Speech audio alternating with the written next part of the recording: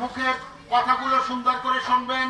মহোদয়কে তার মূল্যবান বক্তব্য পেশ করার জন্য সবিনয় অনুরোধ করছি।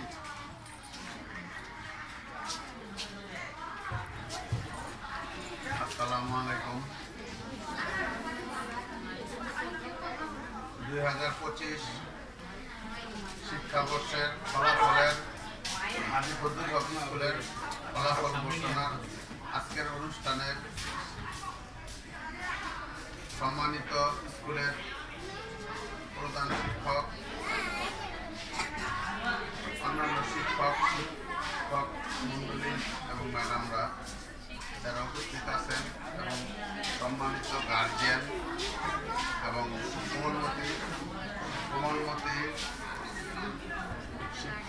শিক্ষার্থীগণ, আসসালামু আলাইকুম। হাজী ফজলুল হক স্কুল প্রতিষ্ঠা আজকে দীর্ঘ অনেক বছর, কিন্তু এই শিক্ষা প্রতিষ্ঠানটা ওইভাবে গড়ে উঠতে পারেনি যেভাবে গড়ে ওঠার কথা। সিদ্ধিরগঞ্জ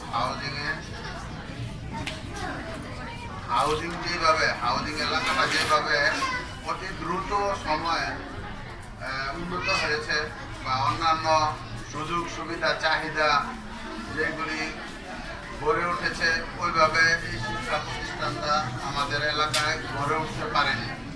বিভিন্ন সময় বিভিন্ন বাধা প্রতিকূলতা, বিভিন্ন সমস্যার কারণে এই স্কুলটা ওইভাবেই হয় নাই।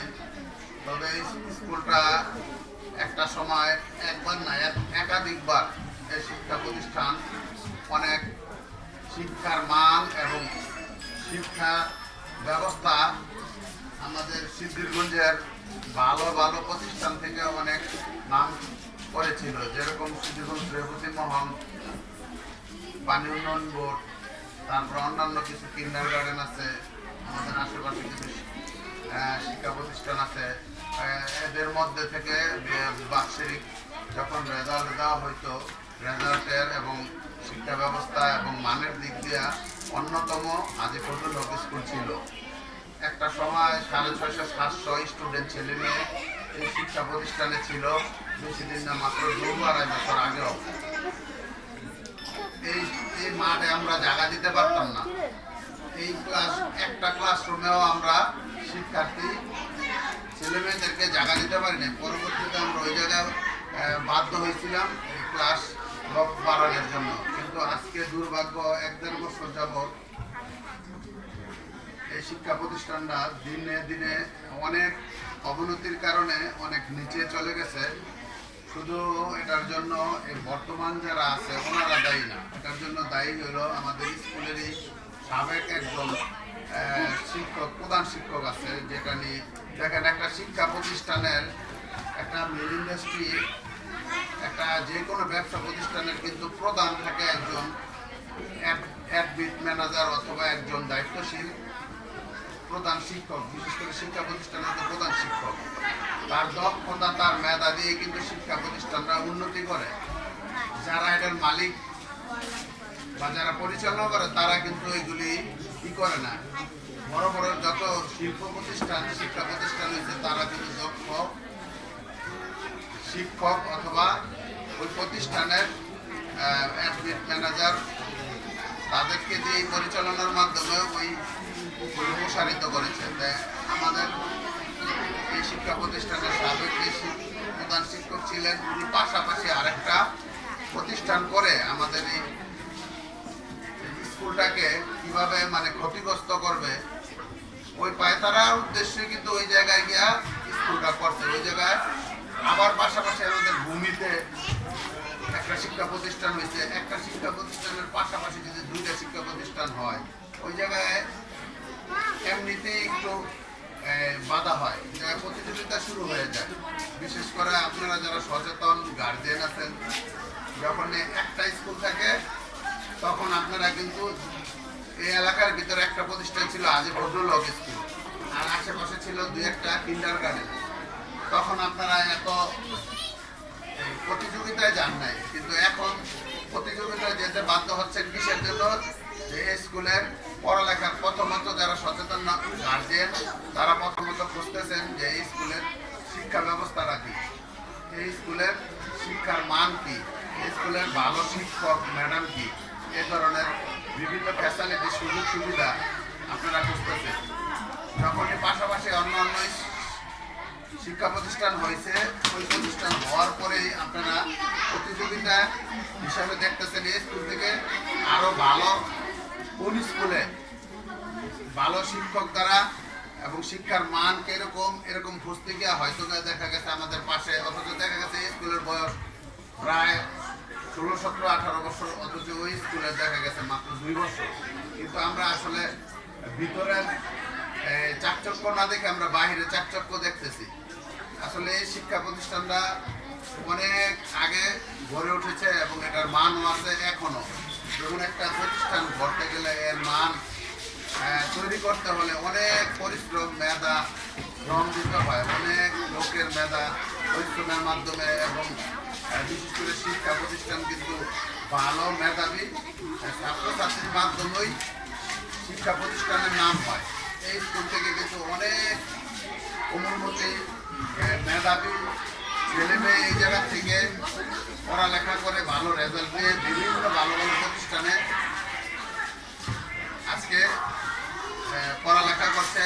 আবার এই শিল্পীগঞ্জ হাউজিংয়েরই আমাদের আশেপাশে বিভিন্ন এলাকার ভালো ভালো ফ্যামিলি, বিশেষ করে সরকারি, পুলিশের, বিভিন্ন ব্যাংকের, বিভিন্ন ভালো ভালো জায়গার ভালো ভালো প্রতিষ্ঠানের যারা জব করতেছে, সরকারি চাকরি করতেছে, বেসরকারি চাকরি করতেছে, তাদের ছেলে মেয়েদেরকে এই প্রতিষ্ঠানে পড়ালেখা করাইছে। পড়ালেখার মান ছিল বলে এখন আপনাদেরকে আমি আশ্বস্ত করতে চাই, যেহেতু পাশাপাশি আরো 2টা প্রতিষ্ঠান হয়েছে, ওইসব প্রতিষ্ঠানের কারণে হয়তোবা এই 1-1.5 বছর আমাদের প্রতিষ্ঠানে একটু এলোমেলো হয়েছে বা প্রতিযোগিতায় পড়ে গেছে, বা বিভিন্ন সময় শিক্ষক ম্যাডামদের হয়তোবা সঠিকভাবে তাদের ন্যায্য বেতন ঠিকমতো দেওয়া যায় নাই। বিভিন্ন সময় শিক্ষক শিক্ষিকা পরিবর্তন হয়েছে, বিভিন্ন সচেতন গার্জিয়ানরাও এটা ভালোভাবে দেখে নাই, বা সাবেক যে প্রধান শিক্ষক ছিল উনি চলে যে উনিও ওই প্রতিষ্ঠানের ক্ষতি কীভাবে হবে ওইটাই চেষ্টা করছে। কীভাবে স্কুল থেকে শিক্ষক নেওয়া যায়, তাদের একটা বলয় ছিল, তাদের এই শিক্ষক বলয়গুলি তাদেরকে নিয়ে গেছে। তারপর অনেক স্টুডেন্ট ছেলে মেয়ে তারা নিয়ে গেছে, এই ভূমি স্কুলেও নিয়ে গেছে।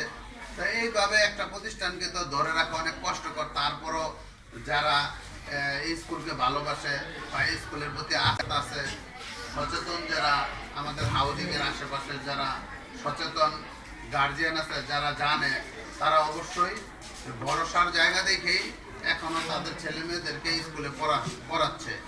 আর আমরা ইনশাল্লাহ দায়িত্ব নিয়ে বলছি, যেহেতু এই বছর পড়ালেখার যতটুকুই যা হয়েছে এটার উপরে ভিত্তি করে আমাদের এই স্কুলের ম্যাডাম, শিক্ষক সবাই শ্রম মেধা দিয়ে চেষ্টা করছে একটা ভালো রেজাল্ট করার জন্য। এখন রেজাল্ট ঘোষণা করা হবে।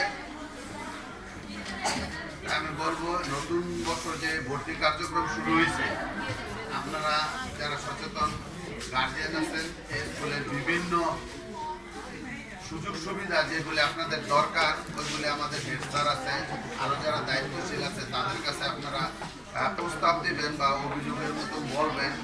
আমরা বিভিন্ন আপনাদের সুযোগ সুবিধাগুলি বিবেচনা করে কিভাবে এগুলি কার্যকর করা যায়, তারপরে কিভাবে এই শিক্ষার মান বাড়ানো যায় এবং আগের চাইতে আরও ভালো করা যায়, কিভাবে আমাদের আজকে যে অনুষ্ঠানটা হচ্ছে এই অনুষ্ঠানটা আমরা বিভিন্ন সময় অনুষ্ঠান হতো এই ক্লাসরুমে, এই হলরুমে বারান্দা সহ জায়গা দেওয়া যেত না, এমন হয়েছে মাঠের ভিতরে করা হয়েছে। বিভিন্ন সময় আমাদের বাৎসরিক পিকনিক হয়েছে, আমাদের খেলাধুলার অনুষ্ঠান হয়েছে, তারপরে ফল প্রকাশের অনুষ্ঠান, বই বিতরণ, মানে কোনো কিছু কমতি ছিল না। ইনশাল্লাহ আমরা সামনের বছর, আর মাত্র বছরের শেষ, আজকে 30, কালকে 31, হয়তো আরেকদিন পরে 1 তারিখ, তো আমরা নতুন বছরে এই স্কুলে নতুনভাবে যাত্রা শুরু করতে চাই। আপনারা যারা সচেতন গার্জিয়ান আছেন, আপনাদের সন্তানদেরকে বিশেষ করে যারা সুশিক্ষায় মানুষ করতে চান, আপনারা অবশ্যই দায়িত্বশীল ভূমিকা পালন করবেন। বিশেষ করে মাদেরকে বলবো, আপনারা খুব সচেতন হিসাবে আপনাদের সন্তানদেরকে দায়িত্বশীল হিসাবেই করবেন। কারণ দেখেন, এখন এমন একটা পর্যায়ে চলে গেছে আমাদের যুগ, গার্জিয়ান আমাদের মায়েরা বোনেরা এখন শুধু ছেলে মেয়েরা না, কোনো মতে শিশুরা না, এখন সবাই কিন্তু মোবাইলে আসক্ত হয়ে গেছে। মোবাইল এমন একটা আসক্ত, দেখেন এই মোবাইলের কারণে আজকে মা যারা, আমাদের বোন যারা, তারা কিন্তু দেখেন ইউটিউব নিয়ে হয়তো রান্না করার দেখতেছে, তারপরে বিভিন্ন জামা কাপড় দেখতেছে, অনলাইনে অর্ডার করে বিভিন্ন কিছু। আজকে যারা পড়ালেখা করবে, কোনো মতে শিশু যা আমাদের মা বাবা যারা গার্জিয়ান ছিল, তারা স্বপ্ন দেখতো ছেলে মেয়েদেরকে নিয়ে কিভাবে ডাক্তার বানাবে, ইঞ্জিনিয়ার বানাবে, ব্যারিস্টার বানাবে। আর এখনকার ছেলে মেয়েরা কি করতেছে, 1, 2, 3, 4, 5 উঠে কি তাদের হাতে মোবাইল, ইউটিউব দেখতেছে, ফেসবুক। আমরা তো ফেসবুক চিনি না, উল্টের পাঁচগুলো আমরা ফেসবুক চিনতাম না।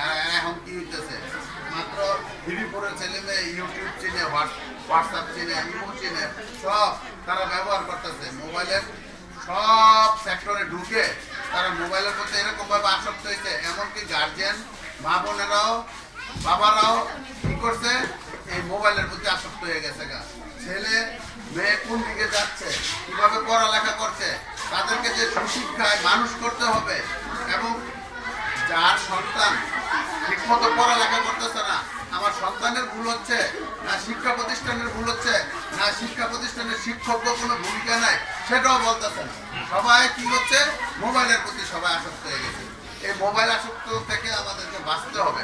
সর্বপ্রথম আমরা যদি মোবাইল আসক্ত থেকে আমরা গার্জিয়ানরা, আমরা আমাদের মায়েরা, আমাদের বোনেরা, আমরা যদি মোবাইল আসক্ত থেকে আমরা নিজেরা না বাঁচি, আমাদের সন্তানদেরকে বাঁচানো যাবে না। আর আমাদের সন্তানদেরকে যদি সুশিক্ষায় মানুষ করতে চাই, অবশ্যই মোবাইল থেকে আমাদের দূর রাখতে হবে।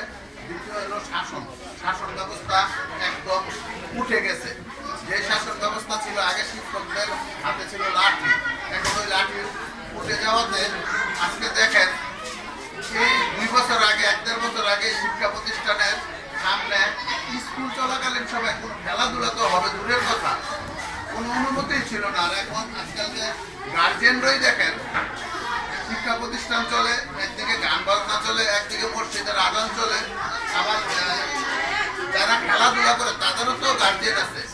বা এমনও হয়েছে শিক্ষকরা, তারাও এখন ভয় পায়। বিশেষ করে এখন যে আজকে 1.5-2 বছর ধরে বাংলাদেশে যে সরকার ব্যবস্থা চলছে, একটা অন্তর্বর্তী সরকার, এখন তো এমন অবস্থা, প্রতিটা সেক্টরে শিক্ষকরা, শুধু পুলিশ শিক্ষক আর র্যাব, সরকারি বিভিন্ন যে দপ্তরগুলি আছে, সবাই মব, মানে মব নামে একটা শব্দ শুনছেন, মব।